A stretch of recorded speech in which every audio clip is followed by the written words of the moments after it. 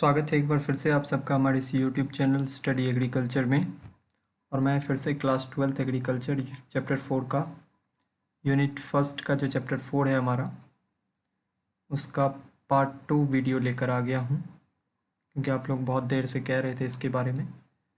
जो कि हमारा अध्याय है मृदा एवं जल प्रबंधन से संबंधित, और इसमें आज हम टॉपिक देखने वाले हैं प्रक्षेत्र क्षमता, स्थायी मिलान बिंदु, पौधों के लिए उपलब्ध जल। ये 3 इम्पॉर्टेंट पॉइंट आज हम देखेंगे। तो सबसे पहले शुरू करते हैं हम इंट्रोडक्शन से। हमारा सबसे पहला है प्रक्षेत्र क्षमता, तो इससे रिलेटेड इंट्रोडक्शन हम देखेंगे। मृदा जल मृदा संगठन का यह तरल घटक है। मृदा जल मृदा पौध संबंधों में एक महत्वपूर्ण भूमिका निभाता है। ज़्यादातर जल पौधों के द्वारा भूमि से जड़ों के माध्यम से अवशोषित किया जाता है। हालांकि अत्यंत कम मात्रा में यह सीधे वर्षा जल से या बांसे के द्वारा अवशोषित होता है। मृदा वातावरण एवं मृदा ताप को भी यह निर्धारित करता है। उचित मृदा एवं जल प्रबंधन पौधे की वृद्धि एवं बढ़वार के लिए सहायक होता है। जैसा कि हम सभी जानते हैं कि पानी और मिट्टी पौधे के लिए निहायत बहुत ही महत्वपूर्ण है। इसके बिना कुछ भी संभव नहीं है पौधे के विकास और उपज के लिए। तो इसी से संबंधित बताया गया है। ये इंट्रोडक्शन है। अब हम देखेंगे कि भूमि में जल के क्या कार्य हैं। तो भूमि में पौधे की उचित बढ़वार एवं वृद्धि के दृष्टिकोण से जल का होना आवश्यक है, क्योंकि भूमि में यह विभिन्न निम्न कार्यों को संपादित करने के लिए आवश्यक है। क्योंकि इम्पॉर्टेंट है, वाटर बहुत इम्पॉर्टेंट है, इसके बिना कुछ भी संभव नहीं है। तो क्या क्या उसका इम्पोर्टेंस है, क्या क्या कार्य करता है।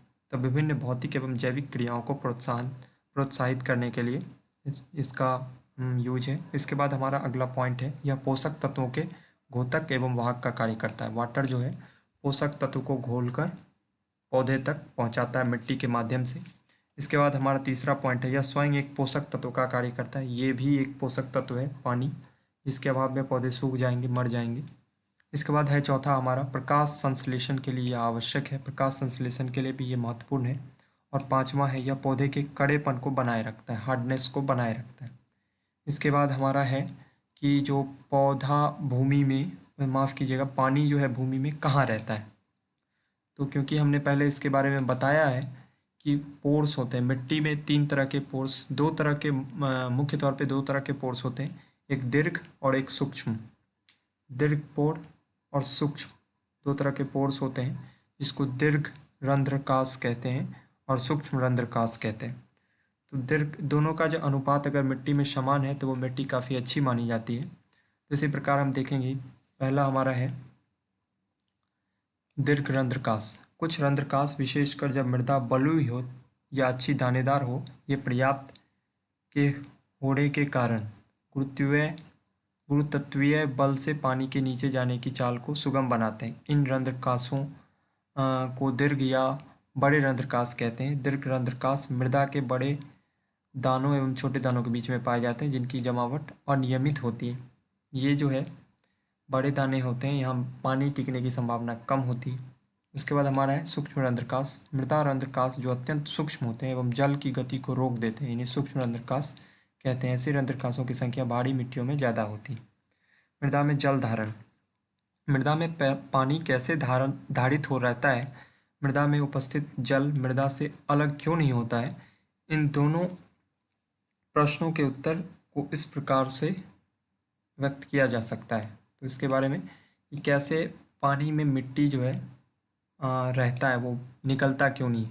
तो मृदा में पानी कैसे धारित रहता है, मृदा में उपस्थित जल मृदा से अलग क्यों नहीं होता, इन प्रश्नों के बारे में बताया गया है। सबसे पहला है कि जब भूमि या अन्य माध्यम के द्वारा जल सोखा जाता है, तब ताप के रूप में उससे ऊर्जा मुक्त होती है। अगर इस प्रक्रिया को उल्टा किया जाए, अर्थात सूखे हुए पानी को मृदा से अलग किया जाए, तब पानी को मृदा या अन्य माध्यम से अलग करने के लिए निश्चित मात्रा में बल की आवश्यकता होगी, फोर्स लगेगा। मृदा में विद्यमान वे बल जिनके कारण मृदा में जल धारित रहता है, वे 2 प्रकार के होते हैं। 2 तरह के बल होते हैं जिसकी वजह से मिट्टी में पानी जो है बना रहता है। पहला है असंजन और दूसरा है स्वसंजन। तो असंजन जो है ठोस सतहों का पानी के अणुओं के लिए आकर्षण असंजन कहलाता है। ये आप ध्यान रखेंगे, ठोस सतहों का पानी के अणुओं के लिए आकर्षण जो है आसंजन कहलाता है। इस आकर्षण में लगने वाले बल को आसंजक बल कहते हैं। इम्पॉर्टेंट है, यह बल पानी को ठोस सतह पर अधिशोषित कर लेता है। ये अणु आपस में इलेक्ट्रोस्टैटिक्स फोर्स के कारण बने रहते हैं, एक दूसरे से अट्रैक्टेड रहते हैं। इसके बाद हमारा है स्वसंजन। माफ़ कीजिएगा, पानी के अणुओं को का एक दूसरे के प्रति जो आकर्षण होता है उसको स्वसंजन कहते हैं। आसंजन के द्वारा निर्मित अत्यंत पतली परत के ऊपर इस बल के कारण पानी की परत की मोटाई बढ़ती जाती है जब तक कि पानी गुरुत्वीय आकर्षण से नीचे गतिमान ना हो जाए। इस प्रकार इन दोनों बलों के कारण मृदा में केशिय रंध्रकाश मृदा जल से भरे रहते हैं। जब पानी की परत पर्याप्त मोटी हो जाती है तब कुछ जल गुरुत्वाकर्षण के कारण नीचे की ओर बड़े रंध्रकाशों के माध्यम से गति करने लगता है। इसलिए जब मृदा लगभग संतृप्त हो तब उससे पानी की कुछ मात्रा लेने के लिए आसानी होगी, अर्थात कम बल की आवश्यकता में मिल जाएगा। यानी कि जब मिट्टी में अधिक वाटर अवेलेबल होगा तो आसानी से हम वाटर को अलग कर सकते हैं, यानी कि सरप्लस वाटर होगा तो फिर उसको हम मिट्टी से पानी को अलग करने में कम बल की आवश्यकता होगी। अब मृदा का जो है जल का वर्गीकरण कैसे करेंगे, तो वो 3 तरह का होता है, जैसे कि हमने पहले ही देखा है। पहला है आर्द्रताग्राही जल, दूसरा है केशिय जल और तीसरा हमारा है गुरुत्वीय जल। मृदा जल को मुख्यतः 2 प्रकार से वर्गीकृत किया गया है। मृदा जल के गुणांकों एवं जल की प्राप्यता के आधार पर मानते हुए मृदा जल को क्रमशः भौतिक एवं जैविक वर्गीकरण के रूप में निम्नानुसार वर्गीकृत किया गया। तो 2 तरह के भाग में डिवाइड किया गया, उस 2 भाग को फिर अलग अलग डिवाइड किया गया। तो पहला है मृदा जल का भौतिक वर्गीकरण, तो इसमें 3 आते हैं: आर्द्रताग्राही जल, केशिय जल और गुरुतत्वीय जल। इसके बाद है मृदा जल का जैविक वर्गीकरण। इसमें आवश्यकता से अधिक जल, प्राप्य जल और अप्राप्य जल 3 तरह के होते हैं। इसमें जो हमारा पहला भौतिक गुणों के आधार पे है तो केशिय जल इम्पॉर्टेंट है, आर्द्रताग्राही जल इम्पॉर्टेंट है और गुरुतत्वीय जल जो है वो भी इम्पॉर्टेंट है। इसमें जो हमारा मृदा जल जैविक वर्गीकरण के आधार पे प्राप्य और अप्राप्य ये इम्पॉर्टेंट है। तो इस वर्गीकरण में जैसा कि हम देख रहे हैं, मृदा में जल जिस तनाव पर विद्यमान रहता है उसके आधार पर जल का वर्गीकरण किया जाता है। पहला हमारा है आर्द्रताग्राही जल। आर्द्रताग्राही जल में वह जल सम्मिलित होता है जो आर्द्रताग्राही गुणांक पर उपस्थित होता है एवं यह जल 31 वायुमंडलीय तनाव या उससे अधिक तनाव पर भूमि में विद्यमान रहता है। ये इंपॉर्टेंट है, इसको ध्यान में रखेंगे, कॉपी में आप लिख लेंगे, एग्जाम में काफ़ी इंपॉर्टेंट है। जल की यह परत 3 से 10 पानी के अणुओं की परत के अणु आपस में सघनता से चिपके रहते हैं एवं अत्यधिक दबाव के कारण ये अतरल रूप में होते हैं। ठोस द्रव अंतःपृष्ठ पर यह दबाव 10,000 वायुमंडलीय दाब तनाव के बराबर होता है। अब आर्द्रताग्राही जल के कुछ गुण हैं, उसको आप देख लेंगे। ये 5-6 पॉइंट है इसमें, जिसमें कि आर्द्रताग्राही जल वह जल है जो आर्द्रताग्राही गुणांक पर धारित होता है। तनाव 31 से 10,000 वायुमंडलीय तक होता है। यह जल ज़्यादातर मृदा कोलाइड्स के द्वारा धारित होता है। यह सामान्यतः अतरल रूप में होता है, अतः यह जैविक रूप से सक्रिय नहीं होता, तो इसका कोई उपयोग नहीं है। इसके बाद केशिय बल है, माफ़ कीजिएगा केशिय जल है, ये मिस्टेक है, ये इम्पॉर्टेंट है काफ़ी। इसके बारे में हम नीचे यहाँ देखेंगे। केशिय जल वह जल है जो सूक्ष्म कोशिकाओं द्वारा धारित किया जाता है। दूसरा हमारा है केशिय, यह सूक्ष्म कोशिकाओं में क्षेत्र क्षमता एवं आर्द्रताग्राही गुणांक के बीच धारित होता है। जल के परत पर तनाव 1/2 से 31 वायुमंडल तक रहता है। यह मृदा विलयन के रूप में कार्य करता है, ये इम्पॉर्टेंट है। यह जल परत के मोटे से पतले परत की ओर गति करता है। यह मृदा जैविक पदार्थ एवं मृदा संगठन से संबंधित होता है। अब गुरुत्वीय जल क्या है, तो इसका इम्पोर्टेंस हम देख लेंगे। गुरुत्वीय जल स्वतंत्र जल है जो बाहर निकलता है। यह ढीलेपन से धारित होता है एवं इसमें वायुमंडलीय दाब 0.1 से 0.5 वायुमंडल से भी कम हो सकता है। यह पौधे के उपयोग हेतु अनुपलब्ध जल है। जल निकास के माध्यम से बाहर निकल जाता है। जल निकास का पौधे जल पौधा पोषक तत्व का विलय कर लेता है जिससे वो नष्ट हो जाता है। ये इसका इम्पोर्टेंस काफ़ी कम हो जाता है। अब जैविक गुणों के आधार पर वर्गीकरण है। आवश्यकता से अधिक जल, यह वह जल है जो 1/3 या इससे कम वायुमंडलीय तनाव पर विद्यमान हो, अथवा यह जल जो प्रक्षेत्र क्षमता है, यह अतिरिक्त जल है।